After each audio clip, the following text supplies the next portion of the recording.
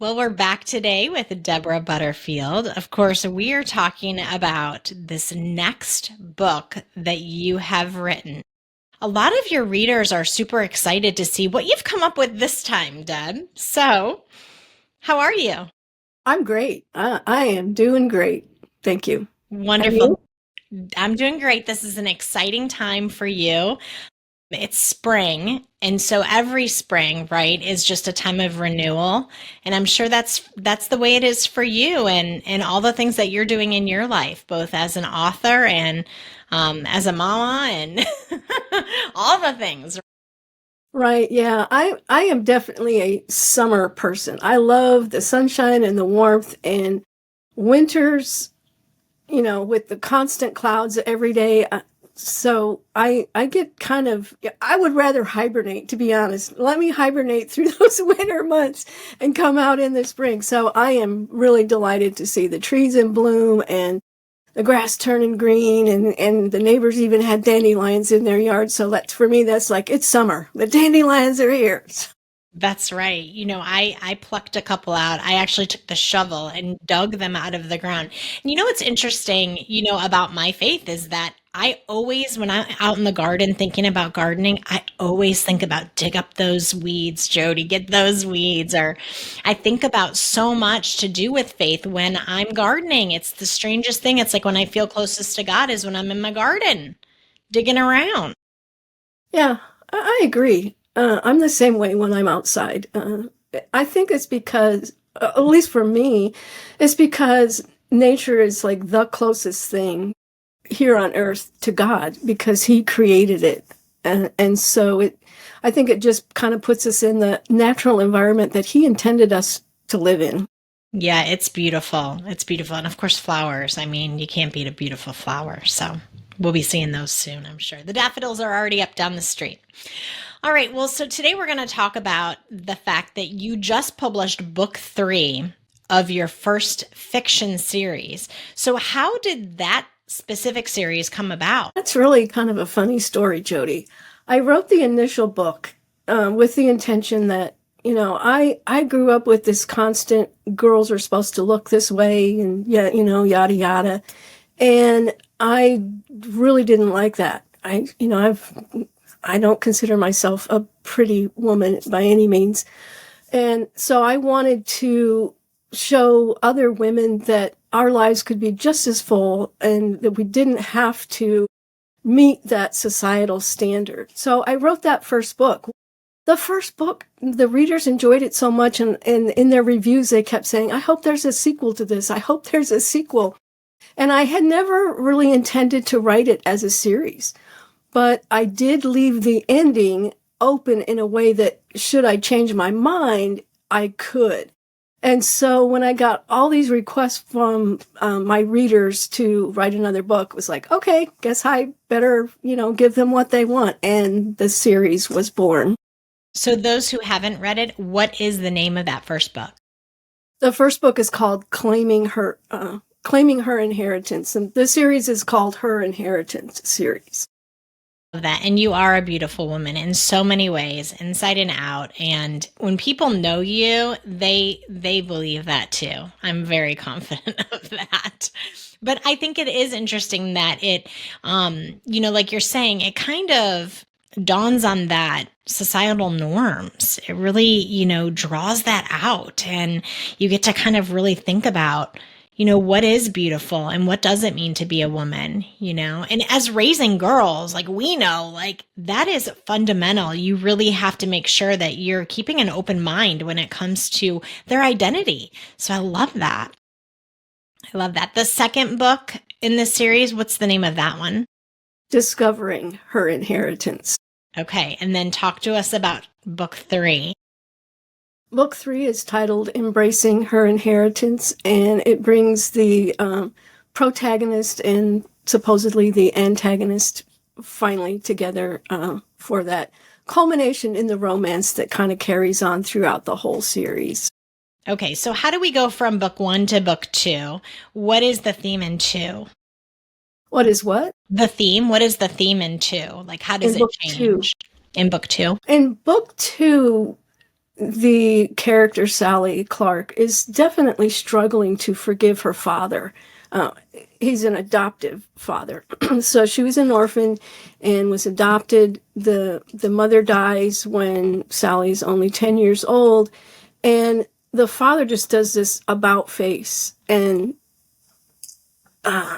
just, constantly, you're not my daughter, you're not my daughter, and rejects her. So she grows up with that, and when she leaves home, she completely just severs all ties with the father.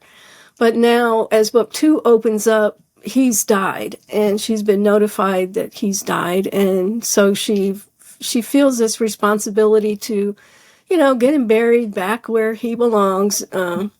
And so during the story, she discovers a lot of new things about her father and about her mom, and part of the inheritance, I suppose. I mean, I don't really look at it as an inheritance, but when she meets with the father's lawyer, he gives her a letter.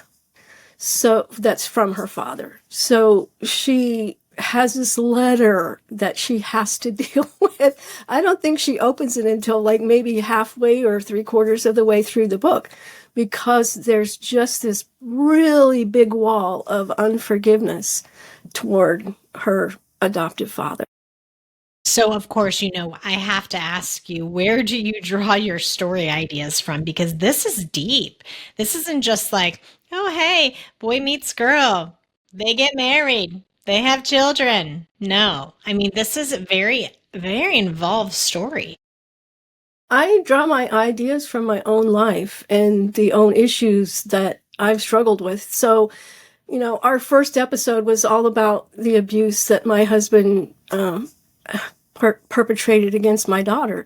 So I had really firsthand experience of those deep, deep wounds that a lot of people find it difficult to forgive. And I struggled too, until I really learned a lot more about what forgiveness entails, what it is, what it isn't.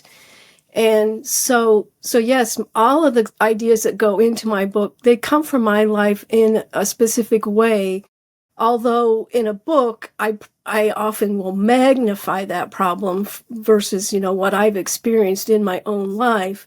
But those things have touched my life, so I do know the emotions behind them and the struggle and how to come out on the other end. And so, what about your characters? Where do you draw those characters from?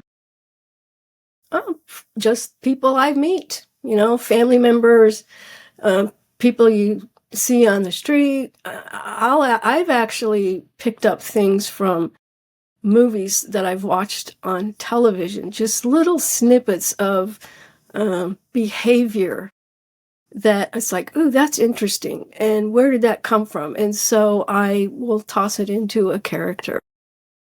Interesting.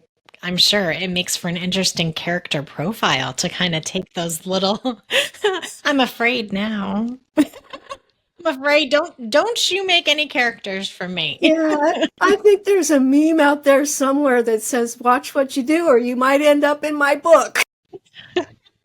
I bet Yeah. that's true. So, just harkening back to the topic in your second book, for instance, the family tie there with the stepfather, your relationship with your dad, I mean, completely okay. I have to ask after you say that there's a Yeah. character there. Yeah. Growing up, it wasn't. My father was very strict. By the time my sister and I came along, he was a traveling salesman. So he was gone all week long. And a lot of times when he came home, it seemed like my mom would leave the discipline to the weekend, and it seemed like all he ever did was discipline us. But so, and he was very emotionally distant, which is very typical for men of the builder generation. So growing up, it wasn't the greatest. We got along. Like I said, he was a stern disciplinarian, and we got paddled when we did something wrong. But I joined the Marine Corps, and that brought a common bond for us. And later in life, Dad finally came to terms with his own struggles from the war. And he really changed when he finally was telling some of the things that occurred during the war that, all soldiers have to deal with. And we both belong to the Marine Corps League, which is a service organization for active duty and, those that have been discharged. And that served as a common bond for us. And for the first time in my life, we actually were able to communicate on an adult level. It's kind of hard to explain, but it was really just so different. And I was so glad that we enjoyed that for a few years before he died. Well, it's interesting because you talk about a letter being written by the dad to the daughter. So I thought, isn't that interesting? I wonder what characteristics, you've taken for that character and for that letter from your own past. But yeah, I mean, it's interesting to think, and often I don't think people think enough about what is an author thinking when they're creating a fictional character. Like, where are they drawing this from? And so, do you learn things from your characters as you write? A lot of times I do, and especially in this series, I did. And I think that's because I threw so much of myself into that book. So in the third book, as I was writing and throwing all these complications at Sally, I got to a point where I was just really struggling to write the book. And I thought it was because it was a romance, and I'm not big on the romance. um, and so there was a So point in time, overrated. yeah. Um, well, I think I grew up with the daydream romance, the Disney version, the prince on the white horse and all of that. And at any rate, I was having trouble. So it was summertime, and I just stepped away from the computer and I went for a walk, and I prayed. I said, God, why am I having so much trouble writing this book? And the answer that came back to me really astonished me, because in the story, Sally Clark was constantly resisting this man that was in her life. Yet he's a great man. He plays an antagonistic role in the story, but he's not the enemy by any means. But she just kept putting up this wall and pushing him away. And God told me, you're doing the same thing, Deb. You are pushing life away. You have a wall that you are resisting just life in general around you. And wow, that really struck me. And I realized the truth in it because years ago I bought a ring. It says Jesus on it. And I put it on my left hand because I wanted people to know I'm not available. I had no interest in dating, didn't want, men to even think about it. And that was my way of keeping people away. And when he told me that day, there was a point, as I mulled on it, another day, I was still thinking about it all. And I suddenly realized, you know what? I need to take that ring off my left hand. And I took it off my left hand and I put it over on my right. And physically, I felt the difference.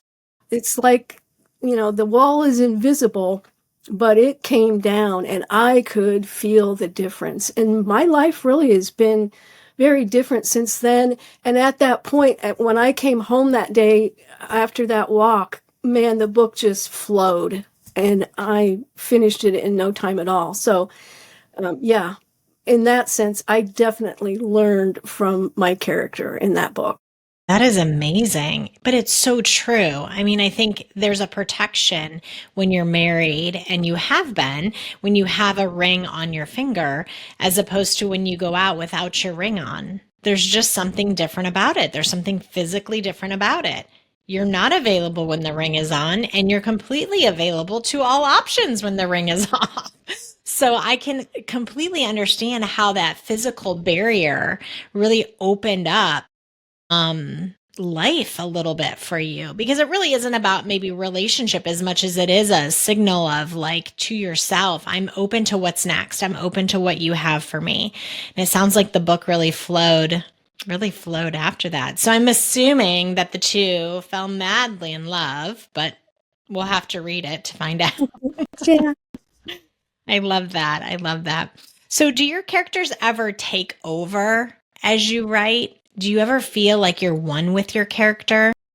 Well, I feel one with my characters, definitely, but that's because I spend time before I write the book, I spend time creating a character profile. So, I know their history. I know the date they're born and who their parents are and, any difficulty that they had growing up, because all of those things impact us as adults. So that's one thing that I've never really struggled with. I know a lot of writers have told me that, oh, my character took over. That generally doesn't happen to me. Although there are times when the character might talk back and say, I don't think I would say that. But they don't necessarily take control. Uh-huh.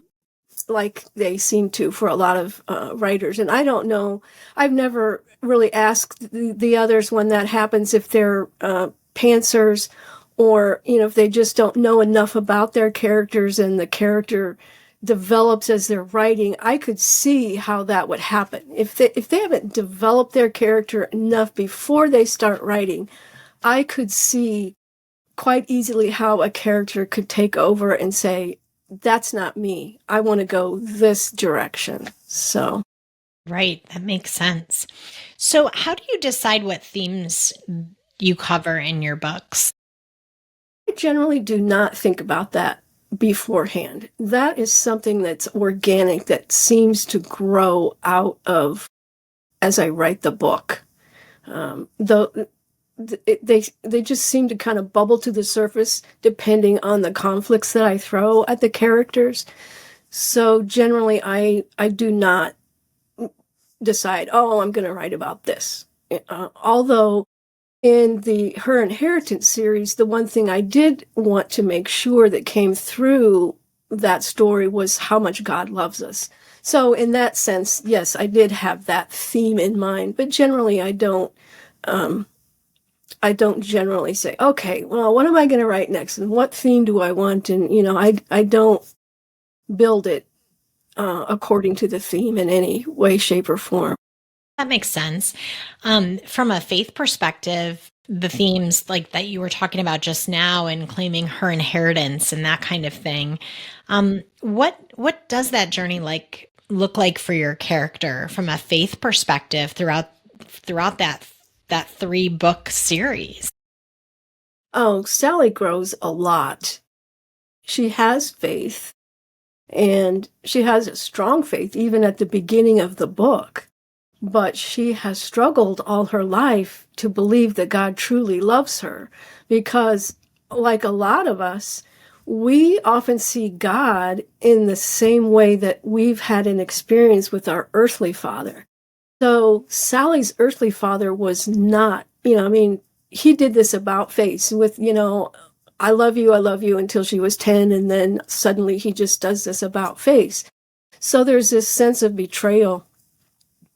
And she struggles with truly believing that God loves her versus he's just up there waiting to punish me when I do something wrong, which is another kind of universal theme that runs through a lot of people's lives. It's like, well, I believe in God and I live a good life, but man, he's just up there and he's ready to every time I do something wrong. So her faith grows a lot throughout each book. So definitely. Well, and then the fact that it's an adoptive father too.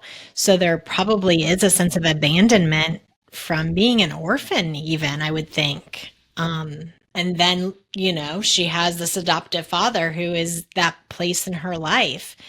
I love the idea of him writing a letter because wouldn't it be amazing if we had a letter from God if he was able to write us a letter, which a lot of people say is the word, right? That Uh-huh. is our love letter.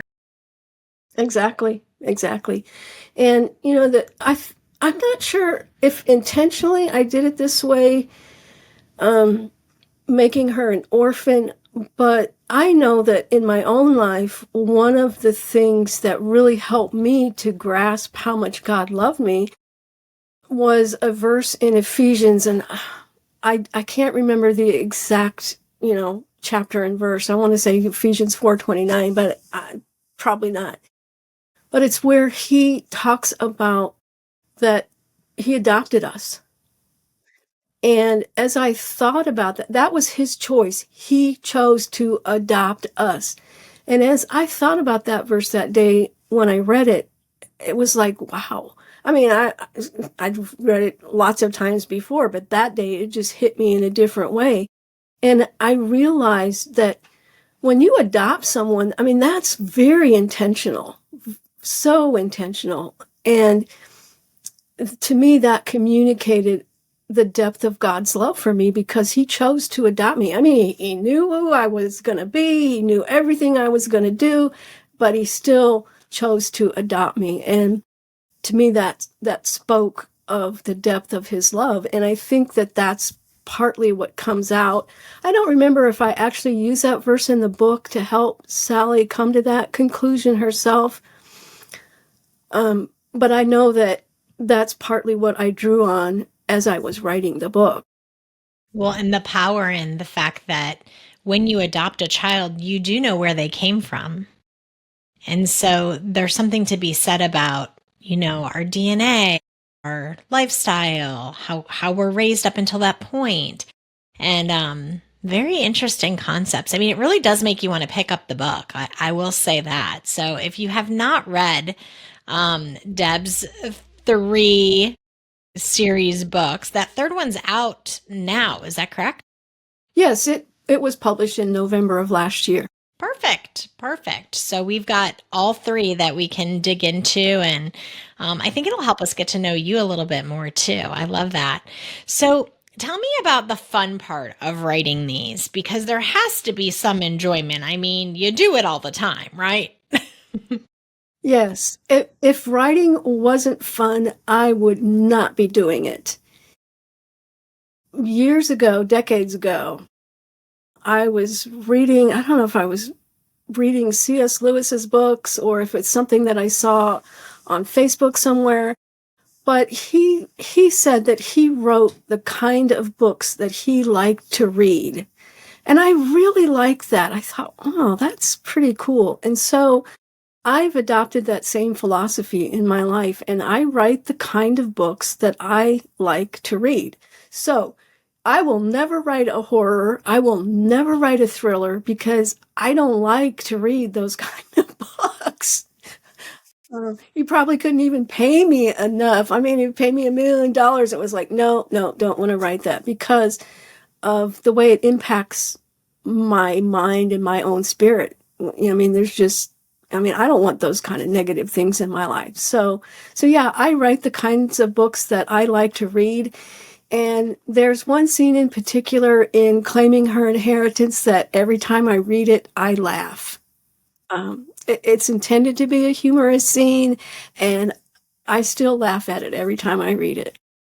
I love that. I would never imagine an author laughing at their own book or like what they wrote, which is so endearing. Like I love that idea. That's so great. Um, it's always good to like laugh at ourselves too. So I can imagine writing something down and being like, "Oh, Jodie." But I can see how that would be just such an interesting, concept because a lot of what you write, it comes naturally. This isn't something that if you had to work really hard at this kind of thing, I don't know if it would be as fun. So I know it comes very naturally to you. So I love that. Well, we're super excited about what you will be bringing us in the future. That is for sure. But I love that the truth of God's word is definitely woven throughout your repertoire of books. And do you have any ideas for the next one? I have to ask.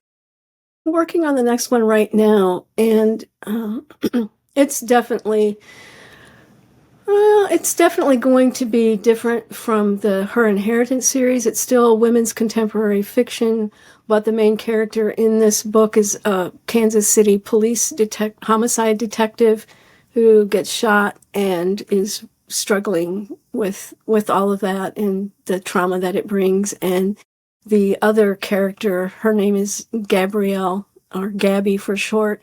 She definitely is going to be goading him a lot in the story and helping him to grow and come to terms with the things in his life that he doesn't like.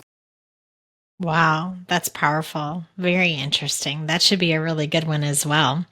Well, we're super excited to have had this conversation today. If you were a new listener, we appreciate you being here, and keep listening because there's lots more where this came from.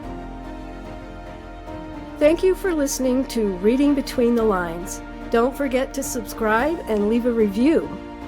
Let's continue the conversation on Facebook. I'd love to hear how you're applying today's insights.